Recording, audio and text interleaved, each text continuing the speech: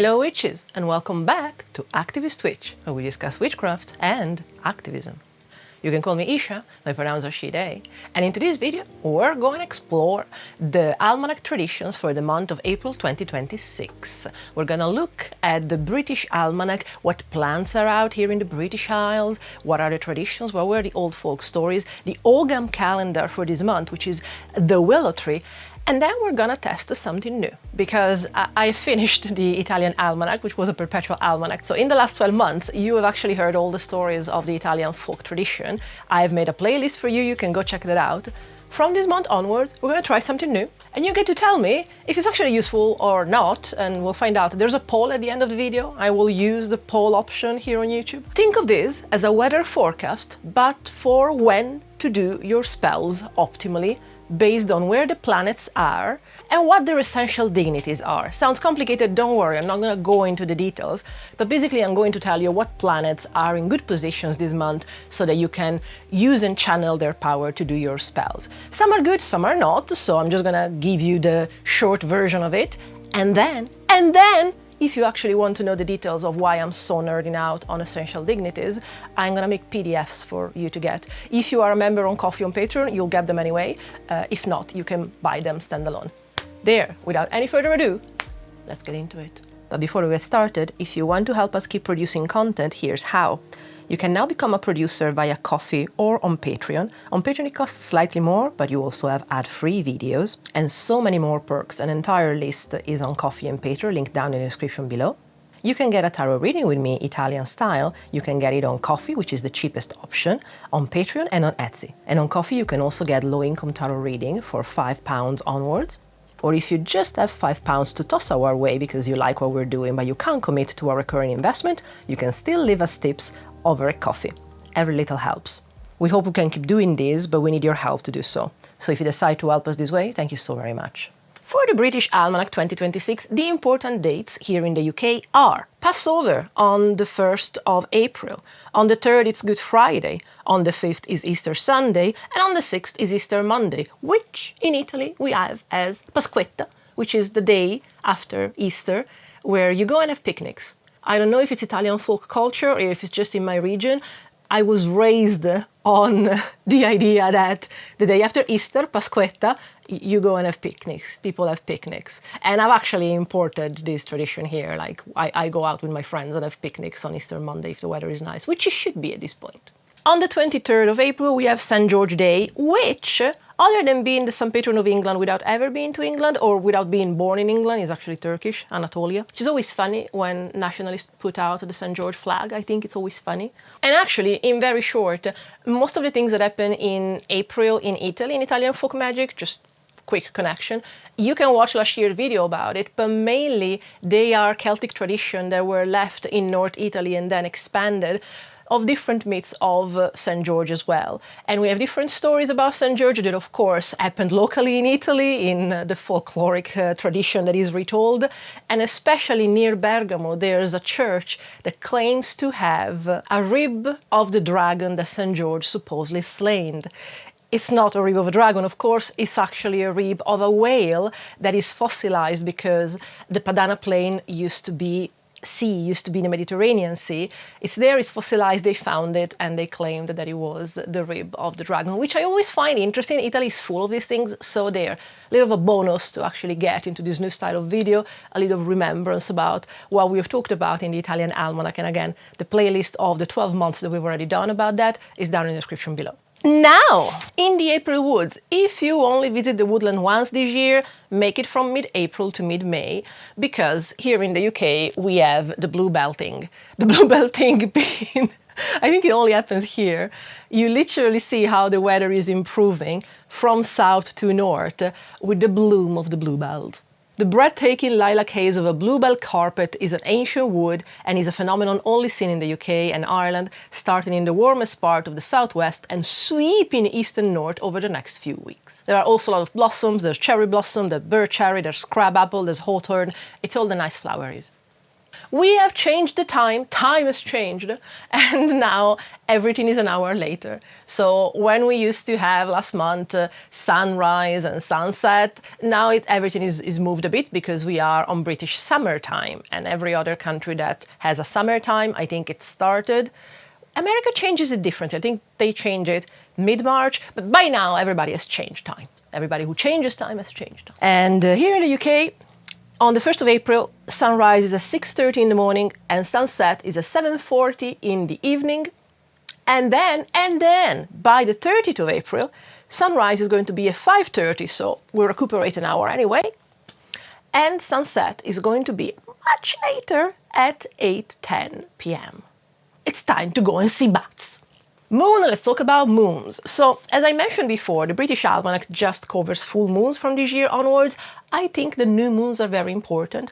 Let's go into full moon just because the full moon is tomorrow, is on the 2nd of April, and it's the full moon in Libra. The April full moon is called the new shoot moon, the budding moon, or the seed moon, as this full moon is the first following the ecclesiastical spring equinox on the 21st of March, and they just decided that, like, whereas the actual equinox is the 19th, 20th, or 21st, the ecclesiastical always the 21st, which means that this full moon is the Paschal moon, which dictates the time of Easter. So next Sunday after this full moon is going to be Easter, and indeed on the 5th is going to be Easter. So the 2nd of April we have our full moon in Libra. The planet and element are Venus and air because Venus rules Libra and air is the element of Libra. What can we manifest on this full moon, which is usually like what you set out for the full moon depending on which sign it is? Well, considering that the moon is in Libra, the moon in Libra supports manifesting in the areas of beauty, peace and harmony. Kind of makes sense, beauty because it's ruled by Venus, peace and harmony because it's in the concept of Libra to keep things balanced. What do we harvest? The art of balance. There, I told you. Light a candle and take a quiet moment with a view of the full moon if possible to reflect on how this sentence might show up in your life this month. I make time to observe and to sense the beauty around me. Thriving in relationship. I am me because we are we. Let's balance our days between work and play, doing and being together. I know that Libra is very much about people around you and community and bringing balance to these relationships, so I get it. As I mentioned before, to still do the new moons this year, we are going to go into New Moon Magic, which is by Amy Torok and Risa Dickens, The Missing Witches. And for the new moon in Aries, which happens on the 17th of April, we have a bit of a fiery start, because admittedly Aries is the first sign of the zodiac. It starts in March. It's when, as we said before, the real beginning of the year is. In ancient times, we are used to see the beginning of spring and the beginning of the good season as the new year. So it kind of makes sense that there's this impetus coming with Aries. And because of this impetus, the historical character that Amy and Risa talk about for this month is Dina Al-Kahina. She has a Wikipedia entry, I will link it down in the description below. In short, she was a badass, possibly also a witch. She had divinatory powers, and she led her people against the Muslim conquest of the Maghreb, standing out as this sort of last bastion. We don't know if she was Jewish, if she was Christian, if it was a specific kind of religion. I think we are leaning in the possibility that she was just defending her own pagan beliefs, and then before there was the conquest of the Maghreb by Islam. I love this quote from the book. I don't go too much in detail because it's a long chapter. I do recommend that you get New Moon Magic. It's down in the description below if you want to get it from bookshop. I want you to whisper her name to yourself and carry it with you. Dina Al-Kahina. Dina the warrior, Dina the scholar of birds, Dina the noble queen, Dina the beautiful gazelle, Dina the witch with a blade. She is an icon for all those who resist the death of diversity, the desertification of the world. Saying her name, whispering it to our knives, we sanctify them to be with us for our work. And this ties us to the struggle for the sacred land of the Imazigan and to the struggle for liberation for Black and Indigenous women all over the world. Aries is a lot associated in the description of this chapter with knives. We talk a lot about knives, about atoms, about actually literal knives. It's very interesting. I like that it's very feisty. The new moon in Aries is seen as very feisty, which, as you can tell, I feel it. Also because it's my lunar return, like my natal moon is in Aries, so probably it's also that. I don't go through the ritual because it's quite long, but I will share with you the incantation from the book that goes like this. I cut the fabric of the world. I carve the circle. I craft the real. I cut the bindings that are unseen. My voice is sharp. My hands are free. I cut the fabric of the world. I craft the real. This year, the theme of the British Almanac is the Ogham Calendar, and from the new moon on the 17th of April, the new moon in Aries, we have the Willow. Ruled by the moon and associated with the cycles of life, the willow is a deeply feminine tree known as the Queen of the Waters. Willow is a sensitive creature, attuned to emotional energy, and like the moon, she helps us to connect with our intuition. She is quick to regrow. If chopped down, she will sprout vigorous new life. If her branches are severed and planted in the earth, they will take root in no time and begin again. You can work with willow by weaving her pliable branches into baskets and decorations. Her fine twigs can be used as ties for hazel rods to create support for garden plants. I like willows. It's a kind of tree that has always been around me in my childhood. So yeah, I like the willow, fair enough. Now, I've taken notes. I've taken an entire journal just to do this. Because it's work, it's maths, it's geometry, trigonometry. I like it. I don't know why. I am insane. So, before we go into it, if you're wondering what I'm going to be talking about, I have made a video a couple of years ago that basically explains the fundamentals of planetary timing. And so when you read all the correspondences about spells and they tell you, oh, you should do this on a Thursday, you should do this on a Tuesday at sunrise, you should do this on a Friday at midday. Why is that? They are talking about planetary timing, which involves days, which involves hours of the day, and it also involves how a planet feels. Now, without going too much into detail here, because I've made a video about that, I am going to give you electional timing. This is electional astrology, basically. So it's how to find the most propitious time to do something. And I'm basing these on essential dignities. There are essential and accidental dignities. We're just going to do the essentials here. Also because William Lilly, who wrote Christian astrology, that took from the Dorotheans, that took from Ptolemy, that took from the Egyptians, and basically gathered it all together in the 1600s. He does mention that essential dignities are somewhat more important than accidental, exactly because they are intrinsic to where the planet is in that moment rather than the accidental ones that have to do more about the specific timing that you cast a chart, so more with horary astrology, another branch. I'm not going to talk about it here. Whereas horary astrology tries to answer a question casting a chart based on the exact moment that the question is asked, electional astrology tries to find the best time to do something. So it's quite literally weather forecast for your spells in April, basically.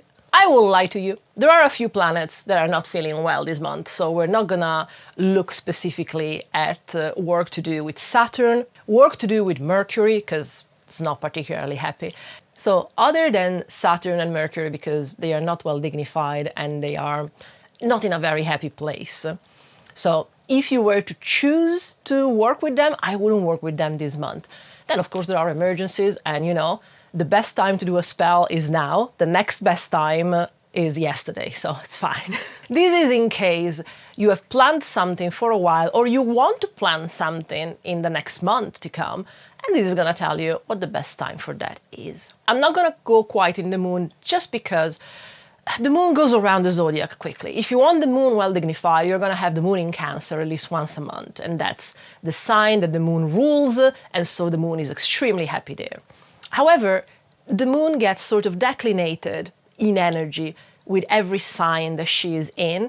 And again, because she goes around fast, I feel that doing spells related to the moon in a sign is more related to that sign rather than how happy is the moon. The moon goes around quickly, it's fine. So the planets that actually we have that are very well dignified for the month of April are Mars, Jupiter, Venus, and the Sun. So what I'm going to give you is based on the marks that William Lilly gave to the planets according to how happy or sad they are because of where they are in the zodiac. William Lilly assigned a number, a mark, that the planet gets depending on where it is. So in very short, when a planet is in the sign that it rules, very happy, gets a +5. When a planet is in the sign of his exaltation, gets a +4. Quite good still.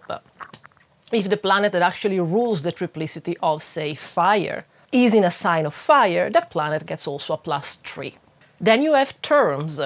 If the planet happens to be in that part of the zodiac, in that pocket of degrees, it gets a +2. And then finally we have the phases or decans. If you do the decan walk, the 36 decans around the zodiac that are also the 36 cards of the pip, of the minor arcana, those are the decans. Every 10 degrees is ruled by a planet. If that planet happens to be in those 10 degrees, it gets a +1. So a planet can get a +5, +4, +3, +2, or +1. They combine. There are going to be points during this month that we get Venus so happy that it's +12 because they compound, they add up. And according to William Lilly and Electional Astrology, the best time to do a spell, it's when a planet is well dignified enough that it's +5 or more. The exception of this month is going to be Jupiter, because it's going to be +4 all month, but it's happy, so it's fine. That being said, the entire month of April, Mars is going to be so incredibly happy. Not just because it's going to be in Aries, which is the sign that Mars rules, so that's a +5 there without even looking to it, but also coming from the last term of Pisces. Is it the term? Is it the term? I think it's the term. But also because it comes from the last bit of Pisces. In Pisces, Mars is actually ruling the triplicity of water, the last term of Pisces, and the last decan of Pisces. So, incredibly, Mars is already +6 without even getting into Aries. However, admittedly, Mars is very, very happy in Aries because Mars rules Aries. It's his domicile, it's his house. So despite the fact that all 30 days of April, Mars is always going to be at least +5, the best time to do spells under Mars are 9 of April till the 21st, because Aries is going to be incredibly happy. It's going to be in Aries, +5, and it's going to be in the decan of Aries, the first 10 degrees, that also are the decans ruled by Mars, so +1 on top of that. 9th to the 21st of April, Mars is going to have a +6 all around. Because the day ruled by Mars is Tuesday, the best Tuesdays of this month to work with Mars are Tuesday the 14th and Tuesday the 21st. What kind of spells work well aided by Mars? Well, spells that have to do with action, courage, ambition, competition, beating someone, because it kind of makes sense, conquer the enemy, and actually also protection from direct attacks, which means that if you know that someone is coming for you, the kind of protection that you might want does not necessarily just go under the rulership of Saturn, but it's worth asking Mars for some help. We have done Mars. Let's go into Jupiter. Jupiter is a slow-moving planet. It's the first, actually, of the slow-moving planets. Whereas Mercury and Venus go around the zodiac multiple times a year, the Earth is a year per year, so the Sun actually is a year per year, and Mars is slightly more. But as we get past the asteroid belt, past Mars, the bigger planets take a bit longer to go around, and Jupiter is the first one of them, and Jupiter takes 12 years to go around the zodiac, which means that it's in a sign for about a year. Lucky us, this is the year from June 2025 to June 2026 where Jupiter is in Cancer, and Jupiter is exalted in Cancer, so it gets that natural +4 all the time. Now think of Jupiter as the expansion, the learning. So if Jupiter is expansion and Cancer is the sign of love, care, family, and also house and protection, my idea is that during this year, not just the month of April, but in general, the kind of spells that Jupiter would be happy to help you with, not only are the classic one of wealth and of prosperity, but all those spells that have to do in some way with the house and the family. Also, interestingly, there are a lot of spells that involve justice that, guess what, because it's legal stuff, it goes under Jupiter as well. Of course money, of course knowledge, because it rules Sagittarius, long life, health, fame and fortune, that is the kind of stuff that Jupiter helps you. So I know that the idea usually is, oh, Thursday is Jupiter, money, wealth. Not just that, there's a lot that has to do with legal, with justice, that also Jupiter covers very well.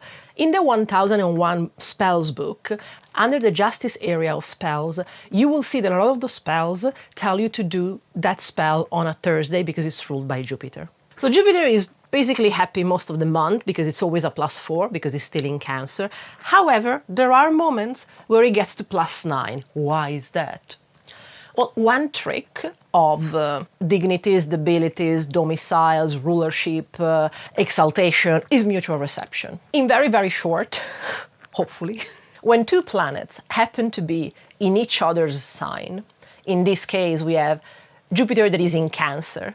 Jupiter rules Sagittarius and Pisces, and the Moon, who rules Cancer, happens to be in Sagittarius and Cancer, because again, the Moon goes around the zodiac every month.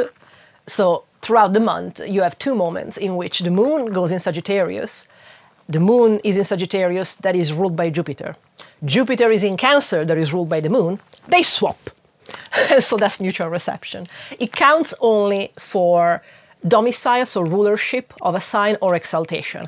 Terms, phases, and triplicities, no. At least not according to Lilly. William Lilly talks about mutual reception just for the sign that is ruled by a sign and just by the sign that is the exaltation of that sign. So there are two moments in which during April the Moon goes in Sagittarius and the Moon goes into Pisces. During those 2.5 days, because of mutual reception, Jupiter gets a +9. It happens on the 6th, 7th, and 8th of April, but the 8th of April just in the morning, because the Moon is in Sagittarius. And it happens on the 13th, 14th, and 15th of April, but just the 15th morning, because the Moon then goes in Pisces. So technically, Monday the 6th, Tuesday the 7th, and Wednesday morning the 8th, those are good days to work with Jupiter. But it's not a Thursday, I know. But if you have a spell that has to do with home and intuition or reproductive health, Monday ruled by the Moon. If you have a spell that requires winning over competition or bringing into action or removing obstacles, Tuesday rules by Mars. Or if you have a spell that you want to do that has to do with communication and commerce, Wednesday ruled by Mercury. And you would like an expansion on that, which is what Jupiter does, those are good days to do a spell with Jupiter in the hours of Jupiter in those days, because Jupiter will be +9. If you're wondering how to know what hour is at any point, there are apps for that. I've linked them down in the description below. Unfortunately, no apps give you the score according to William Lilly. There used to be an app, but it doesn't work anymore because I think the person that made it actually passed, and so they stopped looking after the app and updating it. The only exception is Astro Gold, which is a professional app. Just the iOS version give you the markings, but also it does it wrong because it does mutual receptions for everything, not just for rulership and exaltation. So that's why I do all of this manually, and you're here, and you're welcome. Nobody does this, and I understand why in ancient time you needed to have a patron to spend days doing this work. Let's go into the Sun. The Sun starts off happy on the 1st of April already, because the Sun, since the 21st of March, is in Aries, and the Sun in Aries is in its exaltation. The Sun is exalted in Aries, which means it's already got a +4 by default. However, for most of the month, the Sun is a standard +8/+5. Why is that? Because along with Aries, the Sun rules the triplicity of fire. So the Sun is in a sign of fire, which is Aries, that is also ruled by the Sun, because not only it's in its exaltation +4, but it also rules the triplicity of fire, it gets a +3. On top of that, it rules the first decan of Aries, so the first 10 degrees. So exaltation, plus the triplicity of fire, plus the decan, you get a +8. The Sun is quite happy. In April, I will not lie to you. The kind of spells that you do under the Sun are generic health spells, because they have to do with you and your person, and also Sun in Aries. The Aries is very much about the body. It's the natural description of the first house, which is you are. So it's your body, and it's the house of the ascendant fundamentally. So anything that has to do with ego, health, success and wealth as well, when it has to do with you as a person, gathering attention, having people notice you, having quite literally the sun shine upon you, those kind of spells, very, very helpful with the sun. Also, unexpectedly, spells to get unstuck. So road openers fundamentally. And I say that because last year, during Leo season, admittedly, which is ruled by the sun, I did a spell to get unstuck about getting my driving license, because I had to do that for like a decade and I didn't. And I don't know what was wrong in my head, but I couldn't set my head to it. And I did this spell, and lo and behold, within 2 months, I passed my theory and now I'm doing my driving lessons. So yes, something that evidently needs shining upon to remove any obstacle around it, even in your mind. The sun is what you would do that spell under. Which means that other than choosing the hour of the sun, you ideally also choose a Sunday. Unless, you know, it has to do with other things. If it has to do with learning, like it was in my case, it would be okay to do a spell on a Wednesday ruled by Mercury on the hour of the sun to get the debris around pushed away so that you can focus on the learning. Great days to do this are, well, Sunday the 5th, which is also Easter, full +8 all day long when the sun is up. You also have good Sundays on the 12th and on the 19th of April. But realistically, anywhere up until the 19th are good days. On the 20th of April, the sun moves into Taurus, gets a -5. I would wait to work with it for a moment. Last but very much not least, we have Venus. Venus is very, very happy because Venus is in Taurus and Venus rules Taurus. So +5 by default. Venus in Taurus is all that beauty and all that grace in a very materialistic and practical way. It's pampering, it's nice, it's cuddles, it's nice clothes, it's all those material things that make you feel nice. But not in a capitalist way. Go for a walk. Find nice flowers. Take pictures of flowers. Flowers are nice. Do not give in to capitalism. Venus is quite happy until the 23rd of April. So if you plan on working with Venus for any reason, that could be love, of course, self-love indeed, but also community, harmony in this community, inspiration when it is related to art. Do I know about it as a poet? Yes, I do. All those things still go under Venus. And believe it or not, if you haven't quite managed to work wealth spells with Jupiter, do try with Venus, because in my perception, when your wealth and prosperity have to come from being some sort of community engagement, which also technically applies to YouTube, working under Venus works well. Actually, the first 3 days of April, Venus is very, very happy. It's actually a +10, because it's ruling Taurus, it's ruling the triplicity of Earth during the day, +3, and it's ruling the term of Taurus that she's in. But just until the 3rd, Friday the 3rd of April. Following that though, Venus is still pretty happy at +8, because it rules still the sign of Taurus and the triplicity of the day of Earth. And that happens until the 23rd, so easy peasy, you have time. The best Fridays in these are Friday the 10th, and Friday the 17th. And then there's a bit of mutual reception with the moon, which I think is in Libra, because Venus also rules Libra. And so on the 13, 14 and 15 of April, there's this mutual reception with the moon that brings Venus to be, for these 2.5 days, +12. Joy!